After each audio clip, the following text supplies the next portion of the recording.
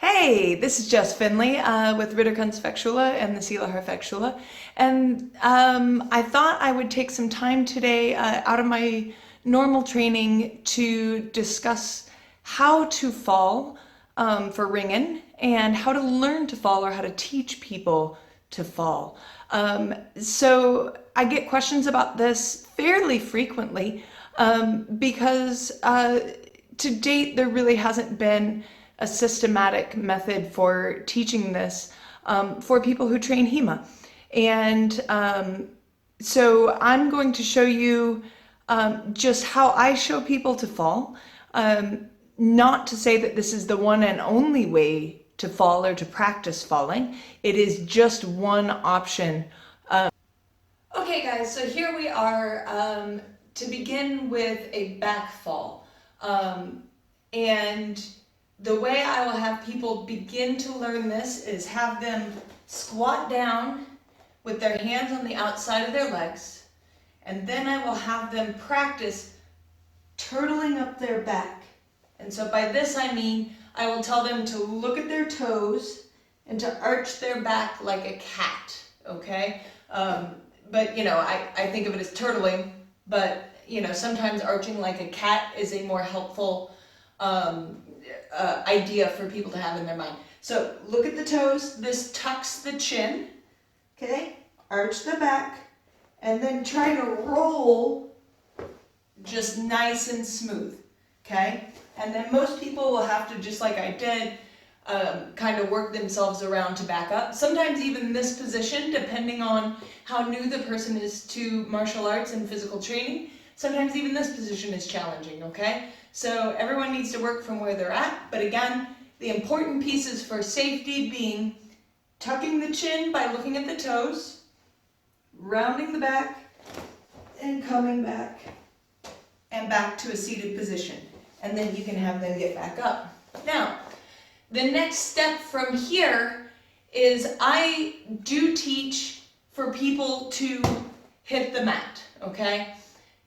My reasoning for this is because I want to get ingrained in people's prior perceptive system of their body that big parts of their body will hit first and their hands, wrists, elbows, arms will hit second, okay? So this isn't, I mean, it's not anything esoteric, and absolutely, you know, I know some schools feel that because they maybe fall on concrete or gravel or, you know, some unknown surface, that hitting the mat is a dangerous habit to get into.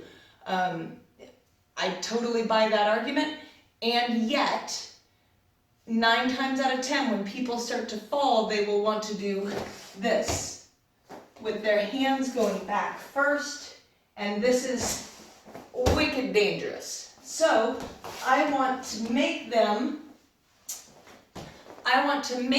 train their back hits, then their hand hits. And again, this is just a sensation thing. It's not anything else. So again, hands down, look at the toes, turtle the back, roll, touch, and come back to this position. Okay?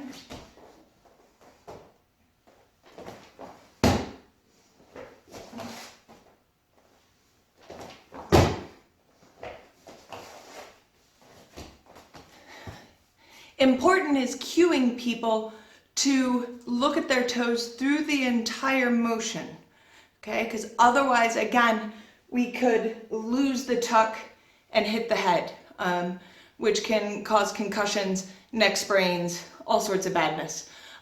So again, as people are new to this action and new to this motion, they may not have a lot of neck strength built up yet. This may be pushing them to their limits. That's okay. As long as they continue to practice being able to hold up their head, tuck their chin, and arch their back, they will gain strength in these motions as they practice the roll. Now, once people have gotten comfortable rolling from a squatted position like this, I will have them begin by standing up, flowing through that squat and rolling back. So as they come down, again, look at the toes, arch the back, roll, touch, looking at the toes, and back, okay? So down, touch, up, and to your starting position.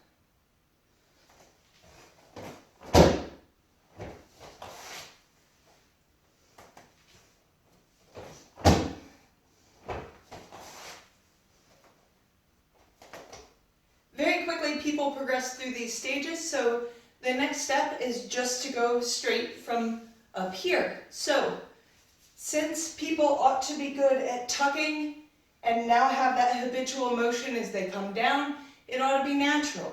You can reach your hands out, tuck, hit the ground, and back up.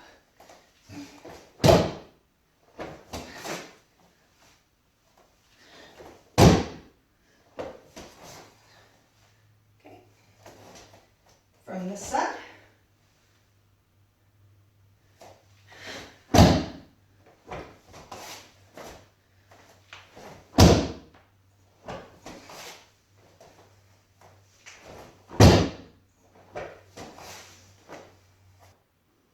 Now you may have noticed that as I worked through my back falls, I very much exaggerated the roll. Clear up onto my shoulders, feet very high. And the purpose for that is, again, this falling training is an arbitrary method to help one gain the strength and flexibility to safely fall. And so rolling all the way up is again about getting flexibility and being able to do that comfortably.